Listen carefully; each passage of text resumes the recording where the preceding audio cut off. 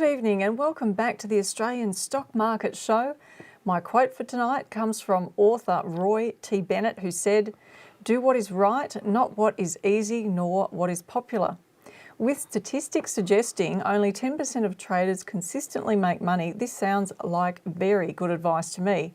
For regular viewers, you'll know that Dale and I shy away from doing what is popular. We tackle the hard things and always do what we believe is right. So strap yourself in for another great show as Dale and I bring you our upfront, no BS approach to all things stock market. Our main topic for tonight, we're going to get into the banks and share with you which bank we believe will outperform in 2022. Hello, I'm Janine Cox, your host for tonight, and joining me is Dale Gillham, and we're Australia's most trusted stock market educators. Howdy. Hey, how you doing? Good, thanks. Yeah, what have you been up to lately? Any exciting stories with the golf clubs?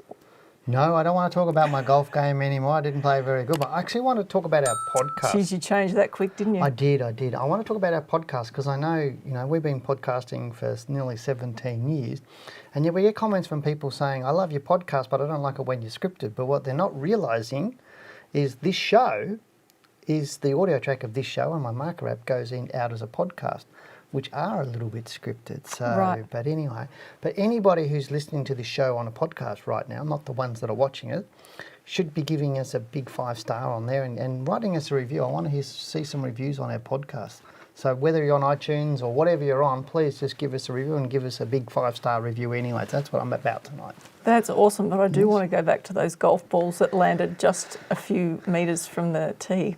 Hey, look, my golf game is pretty good, so don't you worry about that. But before we get into our first segment for tonight, and again, we're going to take some live calls on the show. So if you do want to chat to Janine and I and ask us a question, this is your opportunity to pick up your phone and give us a call. Now, the number you need to dial is 039290 9988. That's 039290 9988. Now, to get things started, the first person to call into the show right now will get a free copy of my latest book, Accelerate Your Wealth. It's your money, your choice. Now, Janine, I know both you and I are super keen for people to pick up their phone and get dialing. Yes, and while we wait for you to call, it is the first Tuesday in the month, and this means that Dale and I will give you our thoughts on the Australian market. So let's get into the charts.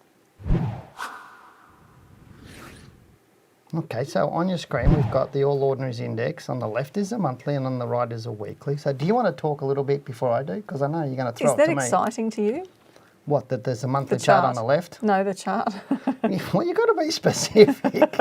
Yeah, it's exciting. I think I've been excited the last couple of weeks, actually, with everybody. So those who've been watching my Monday market report, when I go and look at the All Ordinaries Index, they'd be excited about. And why are you excited? Because the market is bullish. So there's two things that have happened in the last couple of weeks. Now, I'm going to put up my pointer, if you like. I'll bring up the weekly chart. And there's two things that have happened in the last couple of weeks. Geez, that was easy. Oh, no, you just suck me in all the time, don't you? Well, the first thing is in the last couple of weeks, we've broken that previous high there. So that high there, that's sitting there at 7646.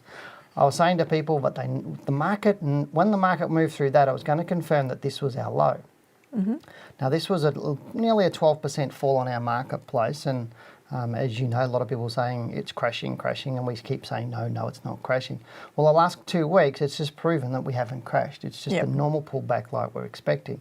So that was the first thing. But look at the strong move. We're up over 10% since that low. If I use my little tool, from that low there it was up over 12%, currently up over 11% since that move down. So that's another exciting thing that I'm looking at. And lastly, and I know you're really excited about that, and what I was chatting about with everybody on my market report yesterday, is we're nearly at the all-time highest close that the market's ever had. Because this close here back in August last year at 7,897 points is the highest close we've ever had. Now, when I look at it, I just think it's like going up the stairs, only it looks like it's getting easier. So the step up is each week is getting smaller. So what does that tell us? It tells us it's slowing down, and therefore... Well, this week it's slowing down, but those 2 weeks it wasn't slowing down. So, but anything could happen here. One thing that could happen here is the market could come back a little bit for a week or so. It could stall here because this is the previous all-time high at nearly 8,000 points there. Yep. So it could stall there, or it could just blast right through. So there's three scenarios, and right now it all looks pretty positive that it will move through the all-time high, but it may not move through it this week or next week. That's what I'm saying. It may take a couple of weeks to go through. But what I've done on the chart is just made this little shaded area for everybody.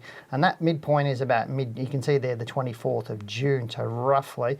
So this is sort of the area I think the next low will happen in. I think we're going to have a peak somewhere in around sort of June-ish, or late, well, probably not even to May, probably into June, and then probably come down into a low into late June, possibly July, and probably up around that 8,400 to maybe even 8,600, but it could go to that 8,800 points, but I'm more thinking it'll go to around that 8,400 points max before we get that next peak. But if the market gets behind us, the big end of town get behind it, he could take it right up to that pretty quickly. Okay. But if we stall a little bit here, it's not going to make that point. Probably get to 8,200-ish in that sort of bracket. So that's what I'm thinking about the All Ords. Are you going to argue with me? No, and it's all thumbs up for the All Ords. All right. That is it for our take on the Australian market.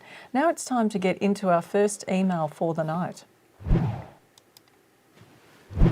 All right, our first email tonight is from Chris, who said, I just had a look at their stock TGA. It seems to be coming back with momentum. Moving average is 20, ticking upwards on the 4-hour and daily charts, has paid good dividends over recent years.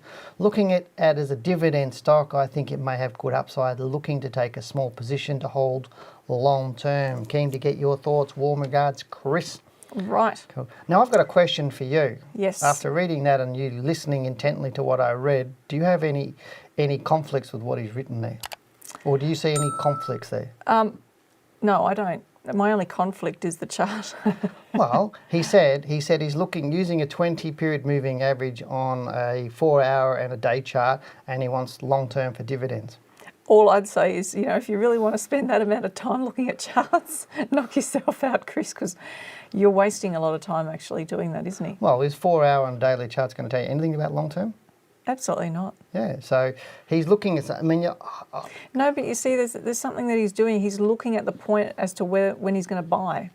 Yeah, but so he's trying to. Wrong. No, it isn't completely. Is still wrong. Look, okay, so we don't look at those really short time frames, right? That's because micro-short. it doesn't tell you anything. The tells you institutions trade at that intraday trading. That's what they do. Unless you're a day trader, you don't go into a 4-hour But chart. one of the things I liked about it is the fact that he's thinking long term, but then he's looking at what's happening in the present to make his actual buy decision. That's what I think. He's taking rules and tools way out of context. But he's taking them down to way too narrow a time frame. He should be just on a monthly chart. That's all he needs. All he is is a monthly chart. Well, he could use monthly and weekly. Yeah, but for long term, just needs monthly chart. Anyway, you can have a look at the chart. I've had my bit because I don't agree with his strategy. Okay. And I'm in a good mood tonight. That's excellent. Well, look, now we want to help him. So looking at Thorn Group, I think it looks interesting. Tell him not to use a moving average. Okay. Trend lines, you think, would work better on Thorn? Is that what you're saying? Well, it's a very speculative stock. And if you look here, go and look at the daily chart and have a look at that. Have a look at that. That just looks CRAP to me. Look at these. It goes nothing for so long. So if somebody's looking long term, I have no idea why they're looking at a stock like this. Yeah. Because there's just nothing in there for me to say that's a good long term. And it may pay a reasonable dividend. I didn't look at that, and I haven't looked at the fundamentals. But this is their liquid. I think you should just sort of zoom back out a minute and go back to the monthly chart because he's looking at the longer time frame. But this is trading at less than around $100,000 a week. But the point is, has it got upside potential? Can we just can you just let go of the mouse for a minute? I'll look at the mouse. You can do it. Let me just take over for a minute. Okay, so if we look at that big decline, would you say that there was sufficient upside? There possibly. There is sufficient upside for this stock. Yeah. Yep. Okay, because if we look at some really significant levels for the stock, and we just get across here, here we can see that it's hit that level already. So one of the things that I like about stocks is if they respect levels, which it's doing.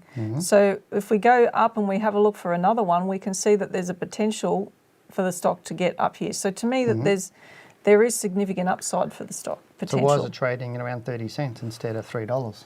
Whatever, we don't know the timing of when things happen. We just have to wait. We never know exactly what the news is going to be, but I think if it starts to move back up and it closes really strongly towards the end of any week, I think that it could be a good opportunity. And the fact that he's looking at the shorter time frame, he might be thinking that if it's going to go quick because of the low liquidity of it. I'm not saying that I would look at those timeframes because I think it's a waste of time. To look at those timeframes at all. You can do that on a daily chart and see the move. But even that's still terrible. Like if you're trading this long term, there's not a hope in how you would look at even a daily chart. I think for me the difference is I would still look at a daily chart. No, you would. But the difference is that I wouldn't necessarily need to do that for a big stock. Like we're going to be talking about banks tonight. I just think he's picked this stock because it's cheap, whereas he should be going for better, bigger stocks. Okay, well that's a really good message, and I'm sure that he's probably only got this as one, maybe this is probably a small holding in his portfolio. I'm not trying to be rude to him, but I'm just saying he's using completely the wrong strategy and the wrong stock for the strategy that he wants. He wants long term and he wants dividend yield. So what he's doing is completely contrary to that. That's what I'm saying. Yeah, because that's short term, really short term intraday that's trading. Micro term, and unless you want a day trade, you wouldn't use a 20 period moving average firstly, and secondly, you wouldn't use a 4-hour chart unless you're really intraday trading. And even then, I'd still be doing my analysis on a monthly and weekly. Okay. Well, look, I think you've just saved him a lot of time. Really. Hopefully. I hope so too. I hope he makes a lot of money on it, but I'm not confident. Anyway. All right. Good luck with that, Chris. Dave, we have a caller on the line. His name's Dave. I'm looking forward to chatting with you. Hi, Dave. How are you this evening? Hi, Janine. How are you going? Great. And where are you calling from? I'm calling from Drummoyne up here in Sydney. Fantastic. And you've got a stock for us tonight and a question. What stock have you got? I do. I'm keen for your thoughts on Magellan, MFG. I bought in recently around about the $15 mark. My target on it would be at least, I would have thought $25. But, okay. I just want to get your thoughts. Right. What you think? And is it a medium-term strategy? To go long term. I'm happy to go 12, 18 months type thing. And you've got a stop loss in there, Dave? I do. Excellent. If it goes back under $14, basically, I'd tap out. Okay, fantastic. All right, we'll have a look at that for you. Thanks for bringing up Magellan. All right, on the chart there, we can see a huge fall. I think we may have looked at Magellan not long ago. Yeah, it's in my market report every Monday. It's on the stock that falls the most over the last several months, and you can see on the chart why. Yeah. So isn't now the time to buy though? Well, look, I think it's really too early. I think it's way too early. So, I think it's a good pick. I actually like it myself, looking at Magellan, thinking it looks interesting. I just think it's just a little bit too early. The upside? What do you think about the upside? Oh, look, it's got a lot of potential upside, and Magellan is generally a really, really great stock. But you can see there it's been falling. For how long has it been falling now? Since way up here. 2019, isn't it? And you're looking at a stock that's, and it's one of the golden rules of trading. You trade with the trend, and the trend is down here. And so basically, what Dave's is doing is he's trying to go counter to the trend. It's like trying to get in on a train that's going the opposite way. Yeah. How are you going to do that? That's a really good analogy, and you really can't do that. So you're better off waiting till it moves up a bit before you jump onto it. And a couple of weeks like this is just not telling me anything at the moment, that it's stopped falling. So I don't really like it. So the chances of Dave hitting his stop loss is probably reasonably high. So make sure you stick to that, Dave, if it does fall away. But I do hope you make money on it. Yep, if it goes up, could be a nice move. Well, now we've got another caller. I believe we've got Nick on the line, do we? Yeah, hi. Hey, buddy, how you doing? Where are you from? Adelaide. Adelaide, absolutely fantastic. We haven't had anybody from Adelaide for a long time, have we? I know, it's been a while. It's all Sydney. I love Adelaide. We had a couple in Melbourne as well, but Adelaide, we're glad to hear from you. Yeah, and you've got a question for us tonight, Nick? Yeah, I bought NAB shares 2 years ago, and they're really powering up there, and to me they seem like the best of all the banks.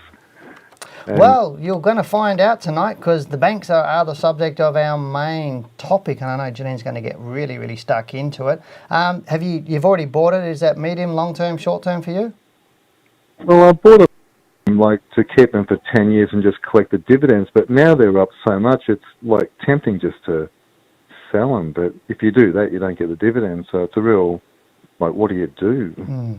Yeah, we'll answer that anyway, but you'll see later on when we do our main topic, you'll actually see why NAB is not a stock you'll ever hold for 10 years. It's just not one of those stocks. But I'll let Janine take it on, look at the charts and answer your question now. Fantastic. Without giving too much away. I can't do that, otherwise you'll have to watch the rest of the show. Whole punchline of the show, won't it? Yeah. Okay, so if we just have a look at the monthly chart, because this is what you're alluding to, we're talking about long term. Historically, it hasn't been the best one for capital growth. It may pay a reasonable dividend, and that's what he's really worried about losing, isn't he? Yeah, I mean, NAB is out of the big four. This is the worst for long-term growth. Look, I think it may actually do well.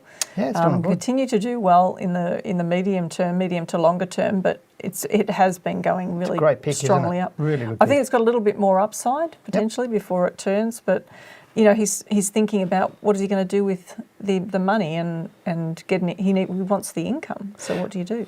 Yeah, but then there's plenty of stocks that pay a dividend the same or better than NAB too. So it doesn't have to be a bank stock. So right now, so what you're saying is that there's a potential to switch from one stock to another. Yeah. So when that gets some weakness and starts to come back, he would. To me, he's not going to hold that for 10 years, or he shouldn't be thinking that. He should be having an exit strategy on that at some stage when it stops moving up, and then get out of it, put the money in another good dividend yield. Because, banks historically pay the market average, dividend yield or higher, and, this is currently what's happening. We're seeing it. Yeah, but again, this is more of a stock that you don't hold for 10 years. Great. Our next email we received from Warnsey. Hello team, I have another big stock to look at, APA Group, and I'm interested in buying for the medium to long term. I'm really interested because I think it's trading above a downtrend line and looks as though it can get an uptrend line underneath it to act as a stop loss. My thinking was to wait to see how this week's weekly bar reacts to the high made in December 2021, and if it stays above it, then I would get excited. Looking forward to your thoughts. Thanks, Warnsey. All right, thank you so much for another big stock. We love this, and we're looking at APA. So I think he sent this email in last week after last week's show. Okay. So when he's referring to this week, he's talking about last week. Yeah. Now, in terms of his stock pick, and he did pick another big one, which is great. And a great stock. But the interesting thing about this is we don't know whether this is on the other side of the run, because, we've seen a huge rise in APA all the way up to this high. Yeah, a lot of people don't understand that too. There's always a second side to a seesaw. Yeah, that's right. And so we don't know whether this is actually, we're seeing a continuation of that overall rise now, or whether it's actually more likely to turn down. In the shorter term, it looks bullish. But any move to the downside, and particularly if it were to trade below, say, $9.50 or $9.60, I'd be quite concerned about it, but it looks nice at the moment. So right now he said if the bar last week stays above that high, it did do that, but it exhibited a lot of weakness because it traded up to there and closed there. This week so far, on 2 days of data, it's still looking okay. I think there's a potential for it to come back short term. Okay, cool. But I don't think that's going to tell him whether it's going to fall away yet or not. I think it would have to make a much bigger move to the downside to confirm that. Okay, so Warnsey, hopefully have you got a stop loss on your stock? I think, is that what you're saying? I think he does. He's pretty disciplined. He is very disciplined. He's like you. Our next email is from Gavin. Hi Janine and Dale, I've had a couple of bites at BHP now in December 40.66 and again in February at 43.38. But as macro or global narratives evolve, I still feel underinvested. Do you think that the current price of 50.62 is still a good buy as a long-term trade? Additionally, I hold stocks in Woodside, which are going super well for me, and I'm aware of the WPL, that's Woodside shares I will get upon successful merge with BHP. But how much weighting should I give that I'm in, given that I'm current buying consideration of BHP, and any general thoughts on developing an exit strategy down the track would also be appreciated. Cheers, Gavin. Interesting question, isn't it? So he's got a couple of buys he's made here as the stock's been rising up, and then he's looking at buying again. Well, that's an interesting comment. I feel like I'm underweight in it. So to me, that needs more explanation. What tells him that? And I need more explanation around that, because we don't do that sort of stuff. If we're going to buy, we buy. It sounds like he's just thinking he's underweight because of what's going on around, in the media, but...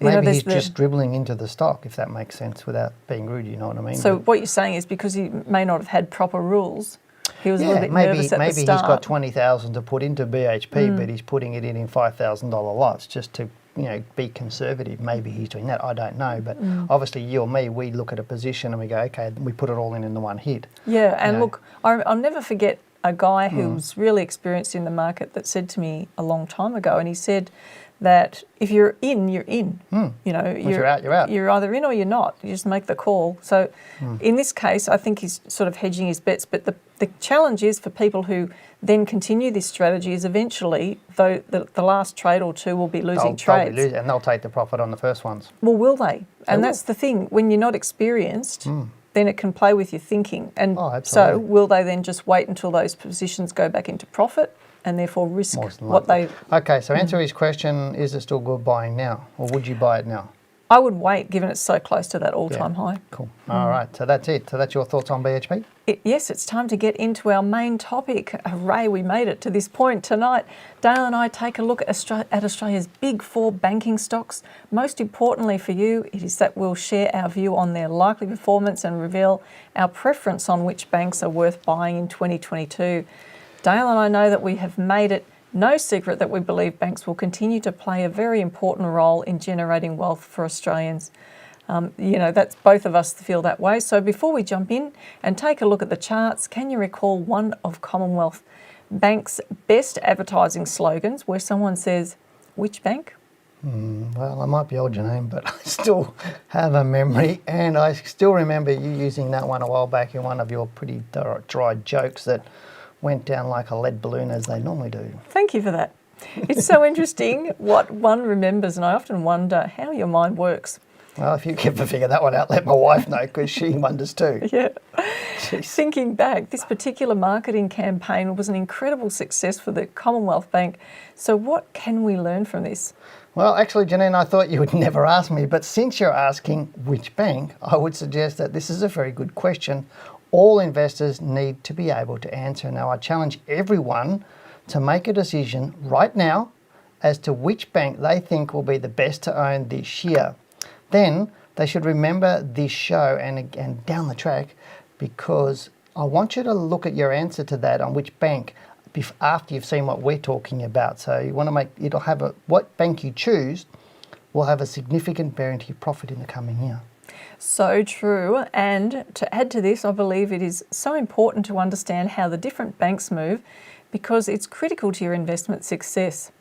Viewers may remember that on previous shows we've shared how some banks largely traded sideways over the longer term while others have generated double-digit gains. I think what you're trying to tell everyone is that some banks are more volatile than others, which means sometimes some are better suited to longer term investors and others better suited to traders. Regardless of what is a fundamental importance, is that you understand how this information we share tonight is not just for the long-term investors, it's really actually critical for short and medium-term traders to know. I feel like I just want to pat you on the back, help you spit it out. You can stick your, I just wondered why you're stick your hand up my jacket if you like and make my mouth move. Okay, you nailed it. I think so. Anyway, thank you. Whether you buy banks for growth and income, or with a focus on income, you need to know that some banks are great for producing both, while other banks just make great trading stocks. So make sure you choose wisely. Our view is that it is unwise to buy just any bank and hold without a proper plan to manage your investment, as this puts your chances of success at risk. That's so true. Now, these days, even time will not fix mistakes with some of the banks, and the old adage that I've not sold, so I've not lost, is far from being correct. Now, this is not just an opinion we hold. History actually tells the same story about what to expect when you invest. So it pays to learn and do your research so that you ensure that you know what you're doing. And if you do this, you stand to greatly improve your returns. It's a no-brainer, really. Get better educated, make more money. Pretty simple. Okay, Dale, I think it's time we share that there is a time to hold, a time to sell, and better times to buy bank stocks. The buy and hold mantra just does not cut it anymore. We know this because of the 40% drop that we saw when banks fell recently. We all need to remember that and just keep that in your mind, because the market is cyclical and banks are no exception. This means your gains will never be linear, and therefore wanting to know average returns will not help you. And this is such a common question we get. When people ask about average returns, it really is easy for us to see how little they know about the market, but it does not have to be that way. When understanding the market is easy, you just have to put some time and effort into learning how. Okay, now's the time to find out what we think or which bank is the best for you and when is the right time to buy. We've put together a spreadsheet to discuss this with you that may just surprise some of you with what it says. And of course, our discussion would not be complete without considering what the price charts indicate. Okay, now well, let's get a move on, Janine. I'm not getting any younger, so can we just get into the spreadsheet? Jeez. You're cracking the whip tonight. Well, the spreadsheet looks surprisingly like my research. Yeah, funny about that, isn't it? So you took it from my research Yes, I folder. did take it from your research folder, and that's for thanks for doing all the grunt work, but I updated it, and as you can see, I made it look pretty. By the way, I don't agree with everything you've done. Well, pretty doesn't make it better, nor does it make it accurate, but hey, if it's not going to upset the story, then this is just an example to illustrate something important. So let's stop gas bagging and get on with it, okay? I couldn't agree more. Let's get back to the spreadsheet. All right. So what are you on the looking screen there, doesn't that look lovely? It does. Better than it started. Pretty colours. And it's got logos on it, which is nice, which I didn't do. Right, it's beautiful. Look, so on the left-hand side, we can see the date. Now, this spreadsheet goes right back to 1984. So that's when ANZ was trading at the start of the chart. And then we've got the opening price in the next column, the high, the low, the close, and then the growth for that year. So if we come right down, we can see, as I skip along, you can see there are some really significant drops that happened back in the 90s. So 46, 37, 13% down, but some really nice runs up too. Look at 87. Yeah, I know. The crash didn't fall much. Going back 87, you just wouldn't know that, would you? 3% drop for the year.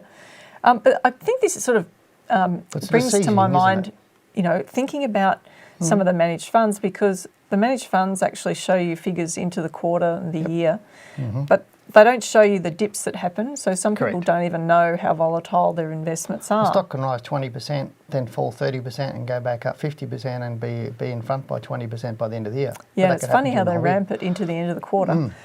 If we look further down the chart, we can see a long period of time in the 90s where it was just boom, boom, all the way into the 2000s. And then we saw a small blip in 2002 at 2% drop. The market peaked in 2002. Yeah, and I just thought we don't need to go through every single one, but it's just the impression that you get that some years you'll have really good years and other years there'll be a negative year. What I like to say about this is how often do you see there's two reds, two in a row. Two in a row, but it's not common for ANZ to have 2 years negative years. Yeah, and that's a really good important point as well. So this is really interesting information. It's really important to understand the stock that you're actually interested in and how it works. So we can see there, this is actually current to yesterday's close. Yep. That's down 2%, but the prior year was up strongly. So that's a real positive. So it's not really an issue that it's actually down a little bit at the moment, is it? No. So if we look at the summary, we can see there over 39 years, there were 24 positive years and 15 negative years, and 62% of the time ANZ was actually generating positive returns. So if you buy and hold this stock, 6 out of every 10 years it's going to be up and 4 out of 10 years it's likely to be down. If you're looking at the calendar year. Correct, if you're looking at the calendar year. Yeah, so what does that really mean? I mean, ideally you want to pick a bank that's actually doing this or creating these positive returns more often than not. So is 62% of the time going to tick a box for you or not? You can make good money out of that, but it's not one that I would hold for 10 years, if you know what I mean. So I'd be in when those 6 years it's going up and out when the 4 years it's going down. Now, look, for those who like spreadsheets, you probably get excited about looking at the numbers, but the chart really tells 1,000 words and is much easier to see what's going on. Okay, well, let's get on to But we need to go and have a look at CBA now, don't we? Yeah. So if we look at Commonwealth Bank and we start having a look at what Commonwealth Bank's done over time. Now, Commonwealth Bank is considered by most to be the best bank on our market. It's the biggest bank. So if we look at what happened in the 90s, we can see that there was a lot of growth there again. And then we come through, we see 2 in a row, -4, -10 in 2001, 2002, which isn't surprising because the market had a significant correction. Correct, into 2003 at that time. But then we see a run of positive gains again, which I'm liking. So looking at this just initially, I'm liking Commonwealth Bank. We see a big fall in 2008. GFC. That was the GFC to be expected, but then a stellar rise to follow. 2 in a row. So we can see we're looking through there. We're seeing a positive rise last year and then up 2% at the moment. In summary, 32 years, 22 positive, 10 negative, 69%. So slightly more positive years than... Yeah. Now, we talked about averages, and averages really don't tell you much at all. I mean, if it says an average loss of 10%, you wouldn't be necessarily expecting that you're going to get a 51% fall. Correct. But that's why you've got to look at the data to see what that actually means. The averages don't really tell you much. Okay, So, let's look at NAB. no, one more thing. I'd be really excited to see that if the average losses were less than 10 or 15%, to me that's a positive. That's a positive sign, Yeah. correct. So that's Commonwealth Bank, NAB. Yeah. Okay, we can see going back to NAB. I'm champing at the bit to get to the charts. Oh, yeah. Going back to 84, which is when the data started, we can see that there's a string of wins and losses. A lot more wins and losses. It's more checkered than the other banks. So we're seeing 4 years of actual positive gains and a small loss. And then we get some negatives, small negatives, not too concerning. And then 2008, we saw a minus 45%, and then that was preceded by minus 7%. It's just choppy. You can see that there. One. It's -3. You didn't make that red. Oh, gosh, I didn't either. There you go. You're trying to mislead everybody. Well, this was your data, right? I'm just working on your data. You checked it. Okay. And you changed it and you made it pretty. I'll accept that. So let's keep moving. 2014-15, we've got a few negatives in there. But the point of the exercise is that we can see that there's a lot more negatives coming through. Okay, so what's your summary there? We're seeing 39 years, 21 positive, 18 negative, 54%, around that anyway. So it doesn't have big gains, doesn't have big losses, but it's 50-50. But it's touch and go, from year to year. This is really big for the gentleman who rang earlier. It's like only 50% of the time he's going to be profitable in one year. Calendar year. Okay, so let's look at the next one, Westpac. Westpac. Now we go back up to the top of Westpac. In 1984, same starting point, we see a similar sort of a chain of events happening. You know, a few negatives, but then we're seeing one negative, a positive, a negative. We're seeing a series of positives and a few more negatives in there. I think it actually looks quite good, Westpac. I love this stuff. 2009, 2010 and 11, we're seeing there a string of negatives in there, which we'd expect. Yeah. The tsunami hit around that time. Some nice positives. But this is the concern, right?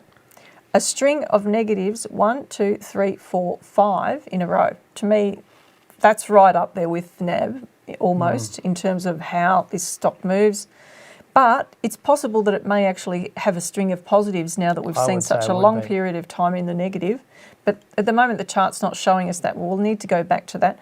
39 years, 25 positive, 14 negative, and 64%. So not as good as Commonwealth Bank, but it's not as bad as NAB, is it? So they're the 4 banks. We haven't got time to do Macquarie right now. We've looked at the spreadsheet, considered the information. Now we need to go and have a look at the charts. So shall we do that? Yeah, go and have a look at it. You're in charge of the mouse. I've been wanting to do the charts for 10 minutes. Yeah, you're scared, aren't you? All right, ANZ. Scared of you. Okay. ANZ now. We've got ANZ on the screen here. We could look at the monthly chart because this is where all the action is. We don't even need to look at the weekly chart. It's not even relevant. I just put the dividend up there just out of interest because the current dividend's nice, a really healthy dividend. The beautiful thing about ANZ is if it holds up, I'd say as long as it holds up above this low here. Okay, so this is the low of 2016. I'm not saying that ANZ is going to fall back to there, but it's possible. Yeah. As long as it holds up in the coming months. I think the issue with the bank is after the GFC, they went through a shitstorm with the Banking Royal Commission and all the other stuff, and so they've cleaned up a lot of stuff. So people have been expecting the banks to do what they did prior to the 2007 high. So really? Yeah, well, they were, because banks were just beautiful before that. They were just trending like this one. So I think over that period, the last 10 years, they've been thinking they're doing the same thing. But will banks get back to being trending? I think so. Yeah. Next stock. All right, so I like ANZ, but it's still got a bit of a headway at the moment. Okay. Looking at Commonwealth Bank, this is the most bullish bank of the lot. Yep. So we've seen on the spreadsheet how it's the strongest one in terms of generating the positive returns.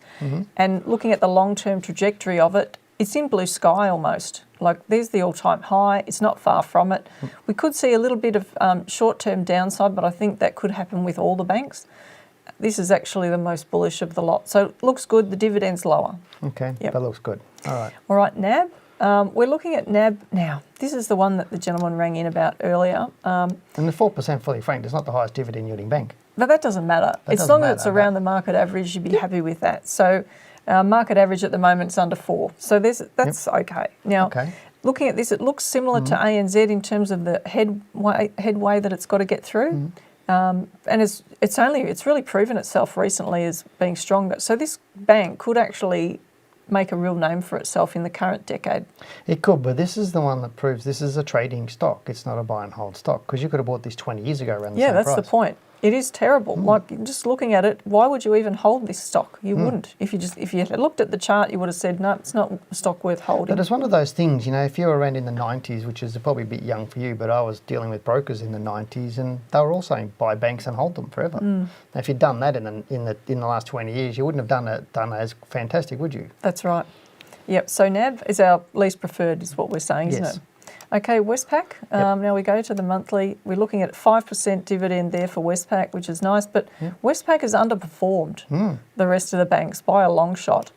But in my book, it actually has some significant upside potential once it gets around this current move. It must hold above that low in January 2022 in the next coming, or probably 2 or 3 months. If it goes down and threatens that low, then I think the risk is to the downside. But to me, this looks really good. I'm liking it.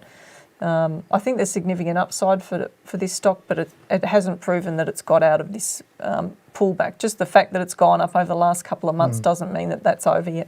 Okay, do you want to sneak Macquarie in? Am I allowed to? I'm not yelling at you. We didn't do the spreadsheet. I know we didn't do the spreadsheet, but show them the chart. You told me to hurry up. I am. And I don't so like you that. could do Macquarie, so do it. All right. Quickly, don't argue with me, just do it. Right. Macquarie Stop historically talking. pays lower dividends. We know that.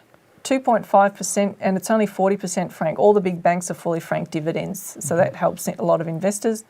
But this is at near blue sky territory as well, just like Commonwealth Bank. And from a capital growth point of view, tends to be the most bullish and strongest bank when banks are running, doesn't it? It does. So I think... Do you want to show them the spreadsheet? Even though the fundamentals... I'm going to be nice to you if you want to show them the spreadsheet. Oh, jeez.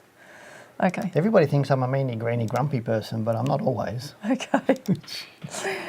Oh, all right. So if we go and have a look at Macquarie, we come up to the top again. We can see that there is so much positive growth there right through the chart. Now, admittedly, it started in the 90s, so we didn't get the benefit of the history. It wasn't listed until the 90s. But look at the successive string of positive growth. And good returns, not small ones. And then we see a couple of losing years. So we've got and a big downslide, 62%, the biggest of all the banks in terms of the fall. Yes. So when the overall market corrects and there's a big financial collapse, Macquarie Bank is most exposed because of the nature of the bank. But following that, it recovered quite quickly, and then we saw 2 negative years around the time of the tsunami and a whole lot of financial things that were happening around the world because you're hurrying me up. And no reds. And 2012 to 2021, it's all beautiful. Beautiful. Right, and then we just get this period here where it's a bit of a slowdown currently. Which is just this year. So we could see a year down for Macquarie. It's possible. It's quite possible. But it could return to the trend and go back up 27 again. years, 21 positive, 6 negative, 78% positive return. So it's not a 78% return, but it's 78% chance of being a positive return. Looks like the better bank, that and Commonwealth Bank, but which of the banks is going to do the best this year, do you think? Westpac. You just took a stab, didn't you? Because it's the lowest. It's trading at the lowest level. So therefore... I've done extensive studies over about 3 seconds to tell me that was Westpac. Look, I think if all banks are rising, I think Commonwealth Bank is going to maintain its position. Well, I used to work for Westpac, so I'm a bit... My second choice would be Macquarie and then Commonwealth and Westpac. They're probably second. Well, if everybody's picked their bank before we went through this, and we can look at it at the end of the year and they can remember what they picked. How's and that? If ANZ wins, then you'll be telling me, well, that was the first one I picked about a year ago. Correct, yeah. I did. Cool. Well, that's it for our topic tonight. Now, before we get into our next email, I do hope you have your phone ready and have been patiently waiting for the opportunity to call into the show to ask Janine and I your most burning questions. Now it's time to get dialing. The number you need to dial is 0392909988. That's 0392909988. So get dialing now. While you call us, we will get into answering the next email, so call now. Well, now we have a question from Simon who says, how did Janine and Dale, in light of current world politics and the effect it's had on global commodity prices. What is your opinion on Latin Resources? What could its potential long-term share price look like if the company is a success? I have limited experience in investing and would appreciate your expertise. Thanks for such an awesome educational show. Cheers, Simon. Very interesting. That was a hard one to answer, isn't it, really, when they're saying global things and war it's long-term success. And you don't know with those things, do you? Not with an illiquid stock like this. And with the correct. You know? So that's the biggest challenge for it. You could take a stab in the dark because it's a long-term picture. How do you know where it's going to be? It could be anywhere in the... If you'd asked me, this is it the 5 years plus we're talking long-term? Has to be. So if you're talking long-term, there's a potential for this stock to be trading back up around 40 cents. That's what it is. But a stock like this could just turn on a dime. They make an announcement and then down it drops half its value. Something could happen on the global economy. Whatever it is, it could see this. Yeah, it's not a stock I'm excited about. So the point is, if you're thinking long-term on these shares, how do you handle that in a portfolio? Well, you can't. It's an illiquid stock, so you just don't know. And that's the thing is, there's not the history on it. It's not solid because it's not heavily traded. Because if you look at, you're on a monthly chart, but let's go to the daily chart and have a look at that. You know, you're looking at how do you pick stuff like that? It's so hit and miss. And more of it is guesstimate rather than, what I would call the buy and pray method. You buy and pray, it goes up, and it does. Yep. But then where do you get out of this stock?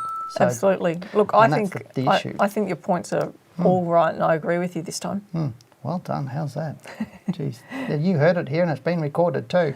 Well, moving on, we do have a question from TJ who says, "Hi, Dale and Janine. I follow your show regularly and I've got both of your books. Very frankly, I've learned a lot from your books, your trading tips, rules in both books. Just wondering if you can review Tyro Payments, please. I bought these shares a couple of months ago, but they crashed overnight during the 18th to the 20th of February. Which I did not expect. I bought it at $2.72, so it was like a 40 to 50% drop straight away. Now the company looks okay and growing with good profit, but not sure why. Would you reckon to sell it or keep it? Looking at the medium term, cheers, TJ. That's Kogan you've got on the screen, not Tyro. Yeah, I'm just looking for what I've done with Tyro. It's just TYO. disappeared. Yeah. There we go. Oh, there you go. So you've got Tyro Payments. What would you say? I'm not sure where he bought it. I can't see why he bought it either. It's in a free fall already. It was already, you know. I like the fact that he said that it crashed around 18th of February, 20th of February, because you often talk about stocks and markets crashing at the bottom, and look how far it went down in 1 week. That was this week here. It did crash there, didn't it?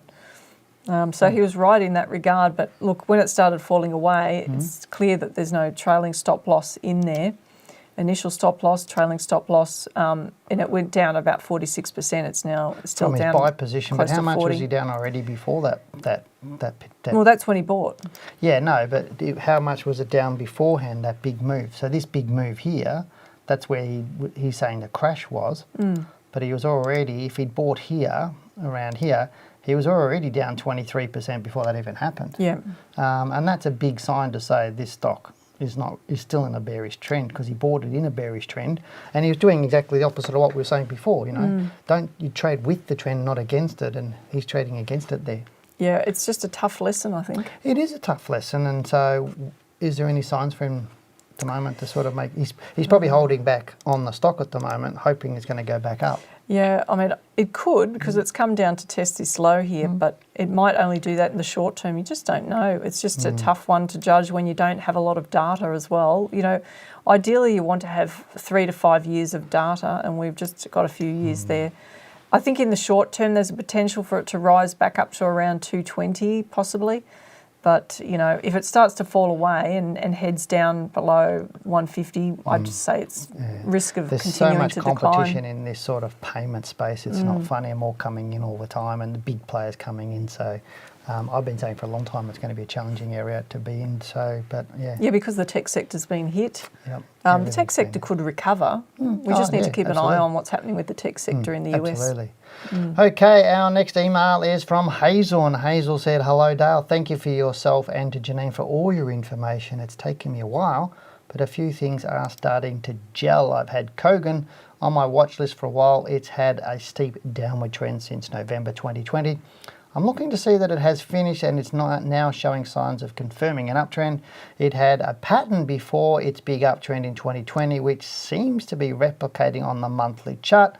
And the weekly, or the chart that bears out the pullbacks on the monthly chart. What are your thoughts, please? Thanks again for your input, Hazel. Now, if you do want to talk to Janine and I, remember, get the number 92909988. Pick up your phone and give us a call now.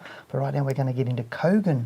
Look, if you can understand what I just said. Yeah, I think Kogan is a really interesting stock because it was hit hard, and you and I both scratched our heads and couldn't understand why it was hit as hard as it was. No, I mean, obviously it took off with the COVID crisis. It took off because everybody was online, but now it's been hit so hard. Yeah, I can't really see a pattern repeating though over the history of it just now, only to say that it's come back to similar levels, which is interesting. So there's a probability that it could rise from here and it could head back up towards the $7 or $8 mark. At the moment, it's really touch and go. It's a week-by-week thing to know whether that's going to happen. If we go to the, we're on the weekly chart mainly, but when you're looking at these really fine moves, a move back below, say even this low here at 535, and worst case, if it went below this low of 488, that would signal that it's going to continue down. In the short term, though, I think that there is a possibility it could try to push back up to about $687. So it's on her watch list. She hasn't bought. But I wouldn't be looking to buy now. So you wouldn't be looking. What would have to happen for you to be wanting to buy? I mean, if you could get a nice trend line on it and it started to push above the trend line and showed some real strength, but I'd really want to see a few more weeks up. Okay, cool. So it's a bit too early for you. It is. All right, we've got another caller on the line, which is fantastic. Parvan, hope is the correct pronunciation. How are you this evening? I'm doing great, Dale and Janine. Thank you. And how are you guys? Great, thank you. Good to hear you on the line. Thank you so much for calling. And you've got a stock for us tonight. What have you got there? Yeah, so I've invested in Domino's Pizzas. Ticker code is DMP. Yes. 2 weeks back, and my time horizon is 3 months for that one. And I've entered the stock around 81.5. And I'm planning to exit it around $100. Okay. Yeah. All right. Well, we'll just take a look at that for you and give you our thoughts. You're looking at holding for 3 months, so that's really short term, and you're just hoping that it'll get to around $100. That's what you're saying. Yes. Have you got a stop loss in place? Yeah. So I will sell it off like if it falls below 79. Okay, fantastic. Good to know. Thank you very much for calling tonight, and we'll just have a look at the chart for you. All right, now we can see there it still hasn't proven that it's rising yet in my book. Are you the same? Yeah, look, I'm not sure. I have no idea why he bought it. It'd need to go up for a few more weeks before we know whether it's going to rise, because just the sheer weight of that decline on the sentiment of the investors that will control this stock is still to the downside. So, if there are people shorting it, they'll be looking to try to get some more profits if it falls away. But if it does find support here, do you think it could get to its $100 mark? Look, I think he'd be chopping off his legs. Because if this gets to $100, it's probably go to $110, $120, $130. Right, so what you're saying is that don't just try to exit based on a price point. Yeah, a lot of people do that. And people say to me, you can't go broke taking a profit. And I go, you can. Because if you have 50% losses, yep, you've got to make 100% on the next one to get back to where you're even. So, and I've seen so many people lose money by taking profits at certain levels. Okay. And what the golden rule of trading is: let profits run, cut losses short, and people do the opposite. So don't cut your knees off. If it's running to $100, then it's likely to go a hell of a lot further. I like the stock choice though. Yeah, really I do love the stock choice. Too early though. Too early. So, Pavan, we need a few little tweak on your rules there. Okay, How's that? Next caller. Well, we do have another caller, so I believe we've got Russell on the line, have we? Yep. Russell, where you from, mate? Oh, Perth. Perth, sunny Perth. I was talking to somebody from there today, so well done. I wish I could get back over there, and I will do one day. But you've got a question for us today? Yeah, about Pan Resources. I bought them about a year and a half ago, and so far I'm up 300%. Awesome. So I was thinking of buying some more. I was just wondering what you think. They've had a lot of releases, new drilling results and stuff like that, but I can't read the drilling chart, so I'm not sure. No, that's fair enough. So why do you want to buy more? Oh, well, I've made this much money. If I put more money in it, hopefully I'll make more money. I like the idea. I'm not sure. I think that's the romantic thing because you made 300%. I think I should give you my money to invest at 300%. That's pretty good, mate. So, but whether you're going to make another 300% if you invest in it again, that's. Oh no, I wouldn't be. I wouldn't think that I would make another 300%, but even another 50%, Oh, that's cool, Russell. Well, Janine's brought the stock up and she's having a good look at it, so she'll answer your question for you, mate. Thanks for ringing in. All right, so you can see the chart on the screen there. Now, it's in a nice trend. It just looks lovely in terms of the move up that we've seen since the COVID low. And it's more than likely going to head closer to, I think, 45 cents. It could even go to 50 cents. It's in that zone. Yep. Will it go higher, do you think? Will it go higher? It probably will. It looks quite strong at the moment, but how much higher? That's the question that he's asking, is if he puts some more money into it, now is he going to get some good return out of it? And the answer is probable, but then is he going to buy before it turns over and falls the other way? Yeah, and the other thing is, if you're buying, look at the size of the move up that we've seen this week. It's massive. I'm just looking at where the last move down was here. It's 25% down. So I would think that this is almost heading into that, what we call that blow-off territory, where it's that exhaustion. All of a sudden people, hear about the stock, it's being written about potentially, and then there's a lot more buyers coming in. And often that's not far off where it turns, is it? Yeah. Can I just do something on the Yes. chart? Just to explain a little bit more visually what you're talking about, is that if we use our little, let me go. What are you looking for? I'm looking for our trend arrow tool. Where's all that no. Are you sure you know what you're doing? I do know what I'm doing, see? So what you're talking about is sometimes people will see a move up and then what's happening is you'll get them. I just said, are you sure you know what you're doing? Well, I did until you made me nervous.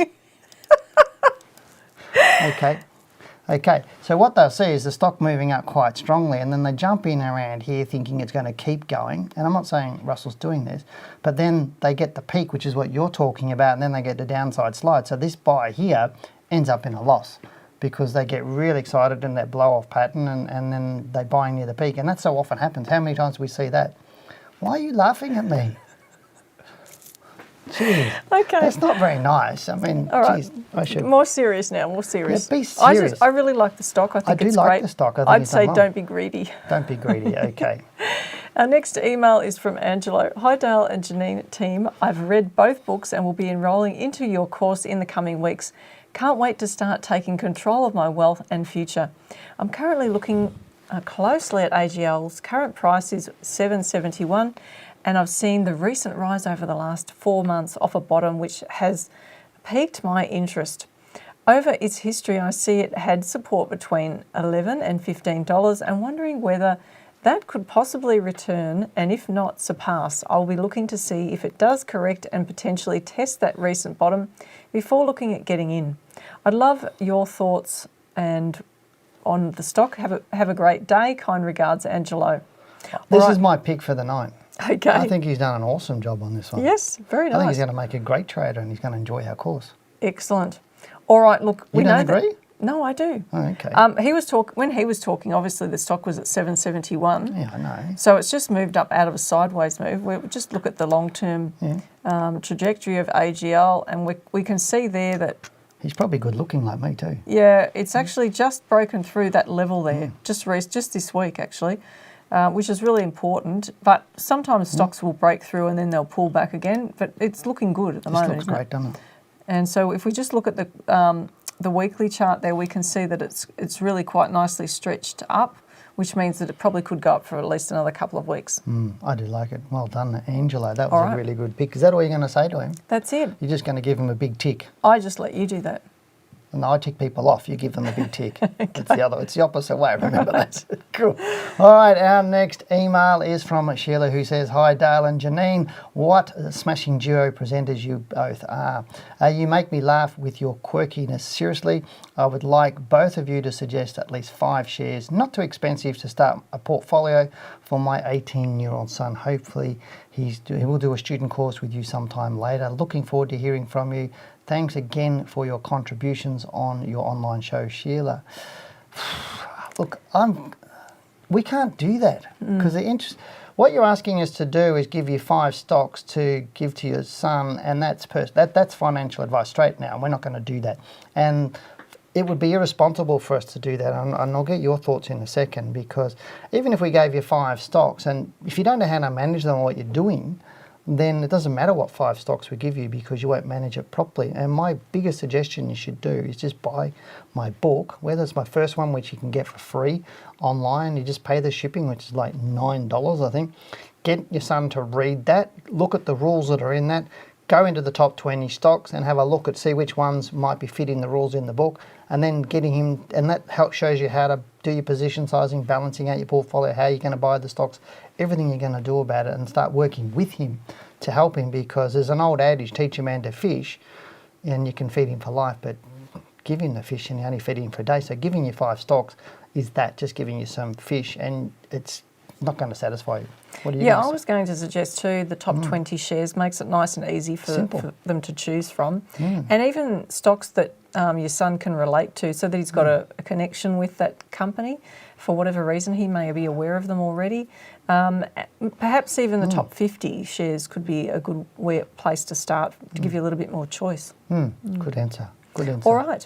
Well, our next email is from George. "Hi Dale and Janine, and of course the legendary team. Gin just keeps on keeping on for the last 2 years, but appears to have reached some resistance again for the 17th odd week now at the $19 mark.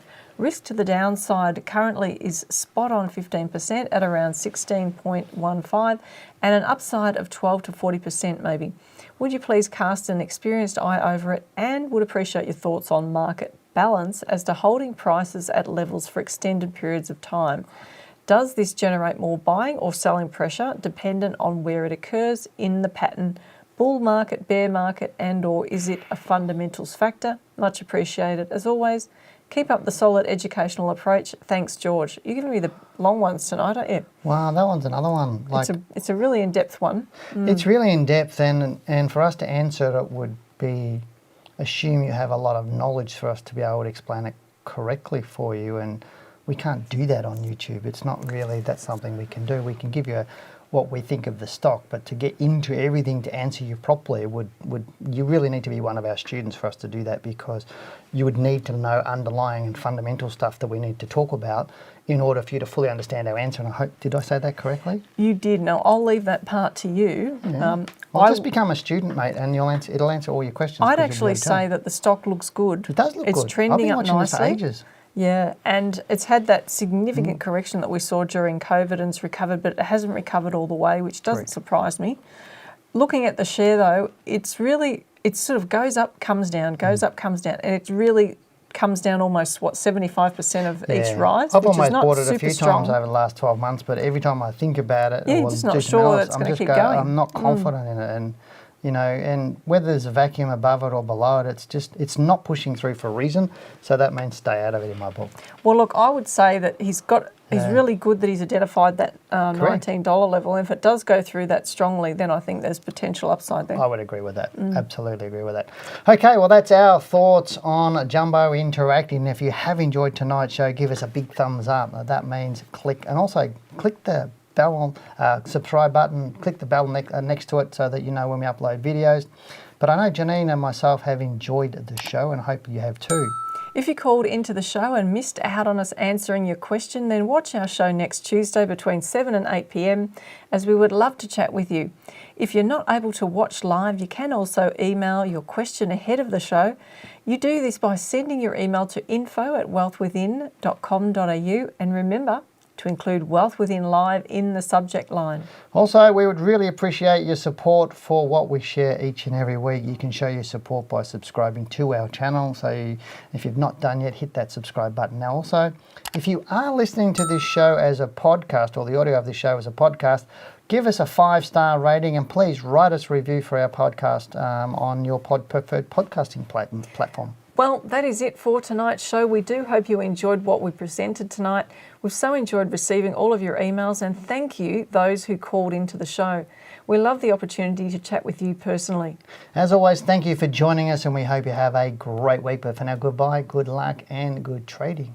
Bye for now. I'll get my mouth to work soon.